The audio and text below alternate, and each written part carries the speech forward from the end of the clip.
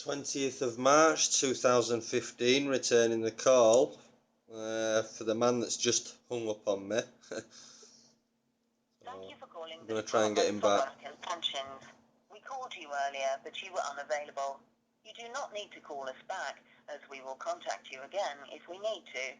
Thank you. Part of Department for Work and Pensions. Please be aware that this call may incur a charge. You can ring this service using either the 0345 or 0845 dialing code. Check with your phone company which code is cheaper for you. This number is for benefit inquiries only. If you are calling to make a new claim to benefit, please redial 0800 055 6688. You have 5 options. For income support, please press 1. For job seekers allowance, press 2. For employment and support allowance, press 3. For incapacity benefit, press 4. To notify us of someone who has died, press 5. Or hold to hear these options again. Your call may be monitored or recorded for legal and training purposes and to help us improve our services.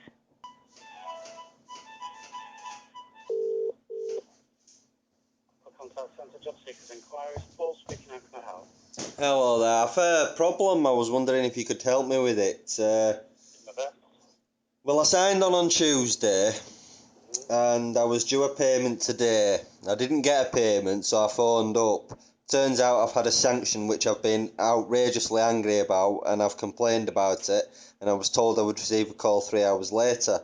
I received a call 3 hours later, and in the middle of the conversation, the man suddenly randomly asked me, "Oh, by the way, are you recording the call?" And I couldn't understand why he was asking me that.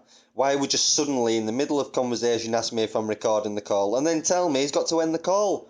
Because I was trying to ask him why he was asking me that. It's the most unfathomable thing I've ever heard of, but I'd just like basically to some answers, please, because I've been sanctioned incorrectly. They've said that I've not brought evidence with me to my sign-ons, which is absolutely ludicrous. I've got all of my evidence dating back for the last 6 months. It's just stupid, and I've got it all. It's just... So basically I'm phoning back to find out what the hell's going on. Right, so have you asked for a mandatory reconsideration? Have you asked the decision maker to look at it again when you rang earlier? Yeah, that's what I did, yeah. Right, so that's as far as I can go with it, unfortunately. Just give me your national insurance number, I'll see if they put any notes on.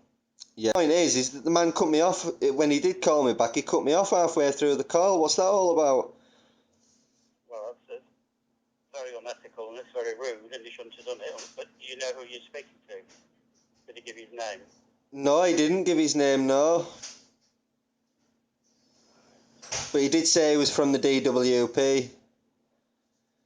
well, that's probably about 50,000 of us at DWP. Yeah. Leave it with me. I'll have a look on the handover sign. What's your name and address? Its address is... Thank you. Just final security questions for you so I can access your claim. What's your marital status? Which day do you normally sign? Sorry?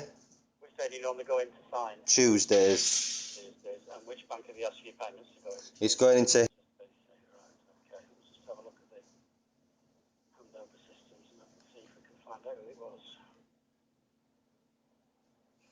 Because he basically turned around in the middle of the conversation and says... he started asking me if I was recording the call.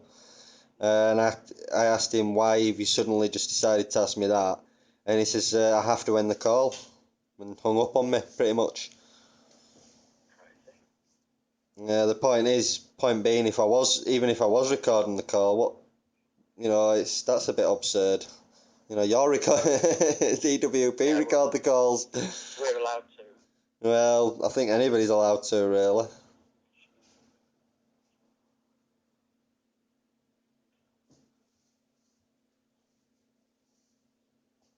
Well, was this about 4:30 that this person rang you? Sorry? Was it about 4:30? Yeah, it was a later call, yeah. I've been on hold about 15-20 minutes trying to get back onto you.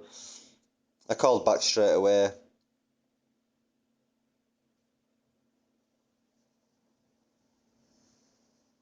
Which has gone for mandatory consideration. The whole thing's very suspicious, by the way, mate. I'm not kidding you, by the way. It really isn't. I've had complaints since at least 3 months since I started my claim in August. I had suspicions way before, but the way the job centre's just been run is absolutely diabolical. You know, Do you want me to take a formal complaint from you? well, I'm going to be issuing a formal complaint anyway on paper, and I'm going to be doing it. I'm going to be issuing the same complaint to the, you know, it's basically public record. Is my case now. It's in the public domain. You know, it's just stupid what they're doing. And they know damn well they've been informed that they've been investigated. The DWP, in particular, a certain team that I've been dealing with. Creating appointments 8 weeks and 5 days before the actual appointment. I mean, physically printing the letter out 8 weeks and 5 days before an appointment, and then making it land on the very day the appointment was due. And when I asked the manager about it and why has that happened, she says, "Oh, it's just appointments we're making, you know, just before Christmas. Even though it's the 22nd of August, that's a whole third of the year before Christmas." You know what I mean? So there's just ludicrous, and it was for a Saturday. And they know I've got kids, on the weekends, which I stated from day one. And then she turned around and went, "Well, you've not mentioned that to anyone when you've come in here." And I've been screaming it till I'm, just loads of little things like that. And what's happening is I've been picking up on them and challenging on them. And I began recording sessions covertly in February of 2015. Since August of 2014 up to February, I was just absolutely inundated with harassment. I think is the only way to describe it, just sheer harassment. And when I physically made an appointment to come in on my own time to interview the manager, I had 48 minutes of absolute BS, all recorded covertly. And they've completely and utterly and entirely swept the matter under the rug, and they're basically personally targeting me. That's my claim straight up. Gross negligence, incompetence. They've had the compliance department out to the premises, and I've beat them hands down because I'm clearly telling the truth from day dot. I've been very open and transparent on record. Jim Cuthbertson from the compliance department has admitted that we've been very frank and open about everything. There was 2 separate reports made by the same person, one in conversations in the job centre and another one to the compliance department, which completely contradicted her own notes and my notes on that very day in question. You know, this is literal harassment what's going on. And because I've been picking up on all the little tricks and all the little things that they've been doing that lead people into sanction just because they've got bloody targets and they're under pressure to meet the targets, I think that's what's going on. I think it's a culture of it now. And they're taking advantage of people who are some smarter than others. You know, some people just end up storming out the bloody job centre, even though they're completely entitled to it. They've done everything they've been asked to do, but they're getting hard times. And there's no absolute 100% no recourse whatsoever. These work coaches and advisors can literally sanction somebody, and there will be no recourse, no remit, no redress for them, no consequences for them whatsoever. And 75% of sanctions have been overturned. That means 75 out of 100 people that have been sanctioned has turned out they shouldn't have been sanctioned, and the sanction's been overturned. But when you get sanctioned and you lose your housing benefit and you go homeless, like I am right now, homeless, already destitute, and now my money's been stopped on top of it, and I've got endorsement letters from my MP, Avanta, formerly known as EOS, who's been assisting me and completely behind me 100%, that I'm completely committed to finding jobs. I'm producing evidence better than anyone they've ever seen, in their words. Yet somebody at the job centre saying I didn't produce evidence when I've got a meticulously kept record of the last 6 months of evidence still right here in front of me now. I could literally recite the job codes that I've written down for the last 6 months, utterly, entirely. And they're claiming I'm not bringing evidence down. And I've recorded the sessions with me actually having the evidence there. So they're clearly, personally targeting me because I have gone out of my way to show them up for what they're doing, to call them out on their actions. You've already been in touch with the MP, you said? I've already been in touch with the MP, but they know as well as I do, because they've delayed it right up until now. They know the election, and my MP will no longer be an MP by the end of March. They know this, so it's going to delay it. So I've no longer got the backing of my MP. They know this. It's all in perfect timing, and they've literally 100. I could literally, if I was to meet you within the next hour, I could literally put in my hand not just my evidence, all the letters, everything, chronologically, meticulously kept in a big fat folder right now, all in binders, all neatly kept, and I can bring out all of my evidence. So for them to turn around and say, oh well, he's not not brought any evidence in. And I clearly have. I mean, the last session I had, I'm sat there stating I'm here it's my legal right to sign on, I want to sign on, and here is my evidence. On tape! I've recorded it, me saying this. And then Friday, when, today, I checked, got the bank checked, no money. Phoned up, why are you being sanctioned? Oh, why have I been sanctioned? Failing to produce evidence. What? I mean, do you know where I'm going? It's like what came first, the chicken or the egg? I mean, I can't explain their behaviour other than it's completely and utterly criminal. And there's no recourse. They will not be held accountable for this. The woman who had the compliance department sent out to the premises, and the compliance department, Jean Cuthbertson, completely backed us up. We proved his case. And he admitted that basically there was a report stating that I stated something at the Jobcentre that I didn't state. Only when I went and actually questioned it, and the Jobcentre checked on the conversations section of the window, they looked it up and went, hold on a minute, that can't be right, because she's backed up what you said on that day. And I went, yeah, I know, so why is there a separate report from her stating the opposite? She's done 2 reports on the same day, contradicting themselves, put one on conversations on the actual system, and then a different one, worded differently, to the compliance department. I've called her out on it, and nothing's been done about it, no accountability. And this is what I've been pulling them on. This is the kinds of things I've been pulling them on, because I might be on Jobcentre, on job seekers, but I'm no bum. I'm highly trained. I've had military training. I'm meticulous at record keeping. I'm a reporter, an investigative reporter. I'm an IT technician. I'm logically problem-solving minded. And that is why I can spot all the criminal activity going on, because to me it's obvious. And I've called them up on it, and now I've been targeted. They've deliberately lied, and I've actually recorded the last 4 sign-on sessions.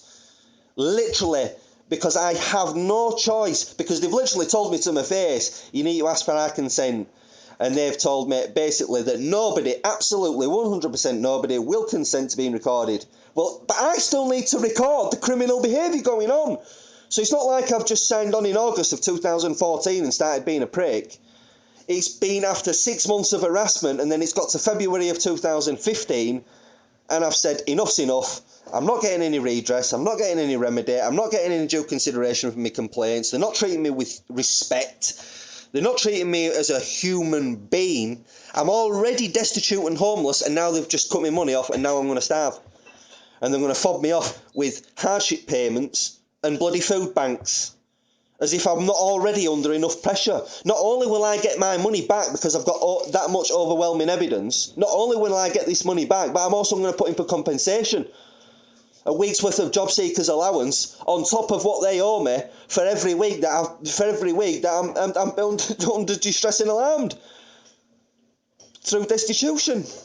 I mean, I'm hoping, praying to God this call's recorded on your end, and I severely hope it gets put into due consideration. I want this recorded call as part of my complaint. But you can do that, you can put that in writing. Yeah, it's all going in writing. I've no choice now. I'm gonna have to go back to when I first made a claim with Job Seekers Allowance as a new claimant, and literally document from all the official documentation, all the official letters, all the notes from the work coaches, and literally make my case on just how corrupt the Jobcentre is. Not just that I'm innocent, and that I did indeed produce. Not only did I produce evidence, I produced a mountain of evidence for my job search. I am meticulous by nature. You might even call it OCD. You want to see my job search evidence. You want to see it. For them to turn around and go, no evidence, it's criminal what they're doing, and I want all this on record, and I'm going after them, and I'm putting my claims in against them, every single one of them. Well, the first thing I can do, the thing I can do for you now is listen to that. It's all recorded, so it will go on the record. Please, yeah. We need to get the benefit centre to do a reconsideration, which is what you asked for earlier. Yeah, well, I'm going to be going a little further than that. I'm going to go back down to EOS, and I'm still going to see if I can catch my MP before the office closes, because I'm not letting this one go. This is going all the way now. The investigation as the evidence I've got on my case alone. I mean, 75, DWP's own figures show 75 out of 100 people are getting their sanctions overturned. But if it's 4 weeks or 6 weeks or 3 months or 3 years, either way, when you get made destitute and it turned out it shouldn't have been done, and it's 75% of the cases that this is happening to, why wouldn't somebody use their bloody brains and go, hold on a minute, don't you think that the people at Jobcentre are getting a little bit too much power just sanctioning willy-nilly and causing all this distress and alarm, which is actually against human rights? What they're doing, they say that it's legally allowed because we've agreed to it in contract. We never agreed to be threat. To have our human rights violated by being made sanctioned incorrectly and unlawfully without due consideration and actual evidence, when I have evidence to suggest otherwise. I have evidence to suggest otherwise, but I have to go through 4 weeks of sanction first before I'll get appealed. He tried to tell me, last time I signed on Tuesday, he tried to tell me it's going to get referred to a decision maker. I said, a decision maker within the Jobcentre? He went, no, a decision maker's a third party body. I went, you're lying to me face, Tom. I says, third party independent body doesn't come until the appeals department after you've been sanctioned. By then, you've lost your money, you've been made destitute, and you've been caused distress and alarm. So I know the procedures better than the goddamn work people in the Jobcentre. The decision makers are in the benefit centre, so they are third parties to the Jobcentre, if that's what he was meaning. No, the actual decision makers, they might be in from a separate department, but they are within the Jobcentre. It's not until it gets to the appeal body that it really is a third party body. Just because the person doesn't know me, the decision maker, you can't call it third party. Just because the decision maker doesn't personally know me, the decision maker works within the Jobcentre, and they literally have the Jobcentre's interests at heart. Well, for a start, they've sanctioned me without my side of things, haven't they? They've only taken the work coach's side of things and gone, oh, not produced evidence, well, that's reason enough to sanction. But when it's incorrect and a lie, is it reasonable then? No, but he wouldn't know that, so it's not been an impartial third party decision making, has it? Because he's not really made an impartial decision because he's only got one side of it. Well, this decision you're waiting for now has not even gone to the decision maker yet, has it? The guy put the phone down. So that's what I'm trying to get this to the decision maker in the benefit centre, right? The job centre. They are an outside. Well, they obviously work for Hell. the GP, but they work in the benefit centre. So I need to send that off now. Just then need to. Yeah, because you know what? If I got a call tomorrow to go down for 9 o'clock in the morning tomorrow, I sign on for 1:15 anyway on a Tuesday. If I was to go down, I'd bring the very same evidence that I bring every week. They know I've got a big red folder and meticulously kept in plastic wallets. They know this. And I could bring and produce my evidence tomorrow. No evidence. I mean, who's doing this to me? Who's doing this to me? Who put that report in? I want to know who put that referral in, because I'm going after him. Okay, can you just confirm your phone numbers that you want ringing? Yeah. Right, okay, we've got that. I'll get that off straight away, and you'll get your call back between 9 and 12 on Monday. Thank you. Can I have your name, please? My name's Paul at Blackpool. Paul, you've listened to every word I've said, and you've been nothing but sympathetic as far as I can tell, and I appreciate that. And I just hope that this call really does go down and somebody actually listens to it and really listens. I'm not making this up. I'm not sprouting shit. No. Do you know, I know what I'm talking about. I know what I'm saying clearly. I clearly know what I'm saying. I understand. I've got good concept of understanding my reality and the true nature of reality, and I can articulate myself very well, and I'm not bullshitting. I'm not reading off a script. I know what I'm talking about, and I know I've done no wrong. And I know they're lying. I know just not that these sanctions shouldn't be wrong. I also know that they are physically, intentionally lying. Deliberately lying. And I think it's not just about meeting targets for sanctions anymore with me. It's personal with me now, because I've called them up on their mistakes and flaws. Right. Okay, so that's been sent for you. So as I say, you wait your call back from the mandatory consideration Monday between 9 and 12. I really appreciate your time, mate. Thanks for the call. Okay then. Thank you. Thank you. Bye-bye.